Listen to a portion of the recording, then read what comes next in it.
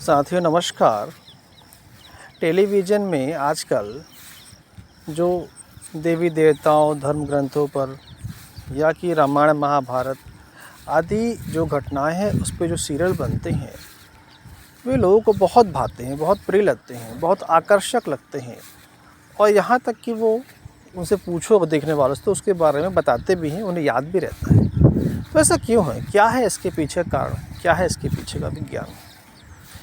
तो देखिए, ये जो सीरियल हैं इसमें आपने देखा होगा कि कोई तीर चलता है तो साथ में म्यूजिक भी रहता है, कोई चक्र चल रहा है तो साथ में म्यूजिक भी है, कोई सुख दुख की बात आती है तो उसमें म्यूजिक रहता है, संगीत रहता है।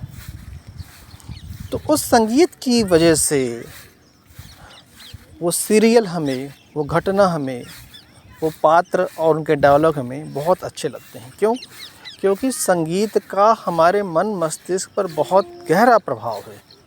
हमारा मन मस्तिष्क संगीत से प्रेम करता है, संगीत उसे अच्छा लगता है और जो चीज़ उसे अच्छी लगती है उसके साथ कुछ भी परोसा जाएगा वो भी अच्छा लगेगा। अब ऐसा समझो इस चीज़ को कि यदि तीर चल रहे हैं और उसमें आवाज़ ना आए, यानी टेलीविज़न में केवल संवाद हो, लेकिन तीर चलने का, चक्र चलने का या जो भाव आते हैं सुख और दुख के, रोने के भाव, उसमें कोई भी म्यूजिक ना बजे, तो क्या फिर आपको वही धार्मिक सीरियल उतने प्रिय लगेंगे या उतने आकर्षक लगेंगे जितने कि अभी संगीत के साथ में लगते हैं? थोड़ी कल्पना कीजिएगा, आपके अंदर जो प्रभाव होता है इन धार्मिक सीरीज़ को देखने पर या देखने के बाद, वो प्रभाव बिना संगीत के देखने पर कम हो जाएगा। चाहे तो म्यूजिक ऑफ कर लीजिए, जब संवाद हो तो म्यूजिक ऑन करिए, अदरवाइज़ साउंड को स्लो कर दीजिए या बंद कर दीजिए, आपको आनंद नहीं आएगा। आप कहोगे साउंड लगाओ भाई, थोड़ा तेज़ करो इसको, तभी वो आपको प्रिय लगेगा। तो फिर चाहे संगीत में राम कथा हो, संगीत में आपकी भागवत हो, संगीत की वजह से वो उसकी सुंदरता बढ़ जाती है और लोगों को प्रिय लगता है। क्योंकि हमारे अंदर का एक मैकेनिज़्म ही ऐसा, हमारे अंदर की व्यवस्था ही ऐसी है कि हमको संगीत पसंद है, संगीत से हम आकर्षित हैं, संगीत की ओर हमारा झुकाव है। आप टेलीविज़न पे या कि पर्दे पे फिल्मों को देखें आप, या कोई भी धारावाहिक देख लें आप, स्पेशली फ़िल्म की बात कर रहा हूँ, क्योंकि उसमें बहुत अच्छे से सटीक म्यूजिक सेट किया जाता है सिचुएशन के अकॉर्डिंग।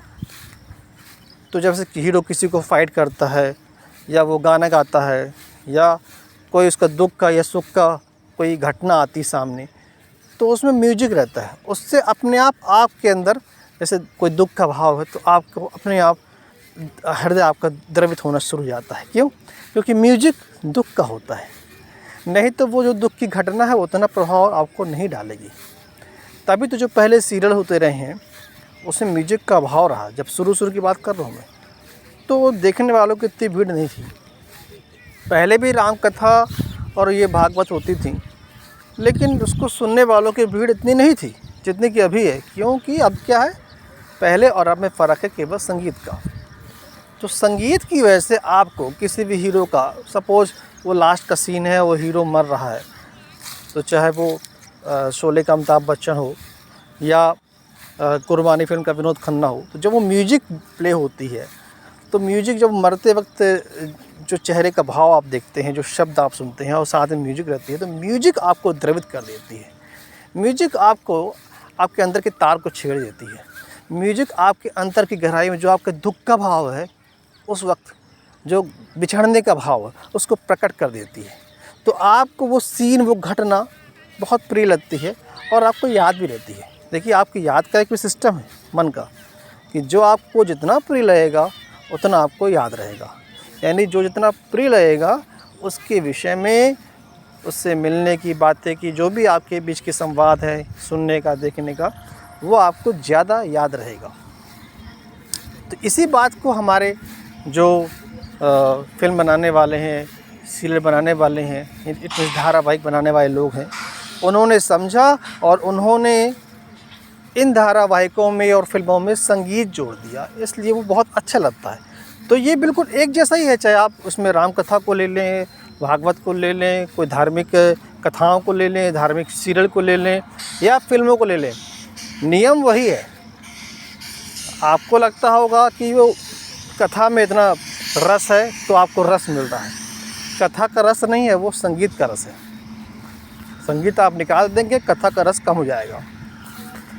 और अगर आपको ये बात सही न लगे या ठीक ना लगे तो जो टीवी में आप कथा सुनते हैं उससे म्यूजिक हटा दीजिए। आप आजकल तो बहुत सारे एप्लीकेशंस आ गए हैं, आप पूरी म्यूजिक हटा दीजिए, केवल शब्द सुनिए, संवाद सुनिए।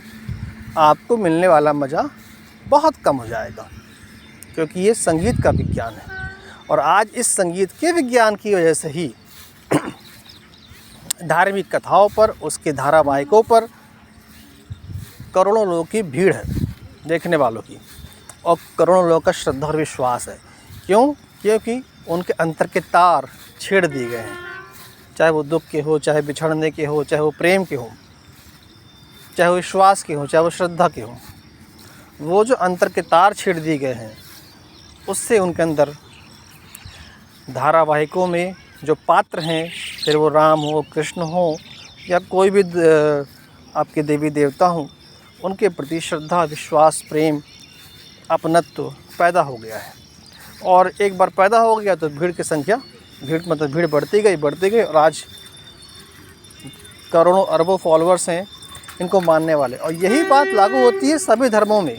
सभी धर्मों के जो देवी देवता हैं या जो महापुरुष हैं, उन पे भी ये बात है, वो पीर हो, फ़कीर हो, या वो ईसाई धर्म के हों, किसी भी धर्म के होंगे, उनमें ये बातें लागू होती है। क्योंकि जो उनके भी जो फॉलोअर्स हैं, उनके भी जो मानने वाले हैं, वो जो भीड़ आप देख रहे हैं, वो भीड़ संगीत ने बनाई है।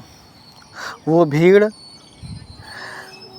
धार्मिक ग्रंथों की जो कहानियाँ हैं, धार्मिक ग्रंथों के जो पात्र हैं, धार्मिक ग्रंथों की जो घटनाएं हैं, उसने इतनी भीड़ नहीं बटोरी है जितनी भीड़ बटोरी है संगीत ने। इसलिए आज सारे धर्मों की बात मैं कर रहा हूँ। उनके जो महापुरुषों की जो गाथाएं हैं, जो कहानियाँ हैं, जो जीवनी है, उस पे लोगों का जो अथक विश्वास और जो एक भीड़ देखने को मिलती है, वो सब के सब संगीत की देन है। सभी धर्मों के लोगों ने इसको समझा और इसको इम्प्लीमेंट किया। आज संगीत में जो कथाएं चल रही हैं, जो गाथाएं चल रही हैं, जो हर धर्म के महापुरुषों के विषय में जो कहानियाँ चल रही हैं, जो धारावाहिक चल रहे हैं, उसके भीड़ के पीछे का कारण, श्रद्धा के पीछे का कारण जो है वो है संगीत। तो बस यही मैं कहना चाह रहा था, ये संगीत का प्रभाव है, ना कि घटनाओं का इतना बड़ा प्रभाव है। धन्यवाद।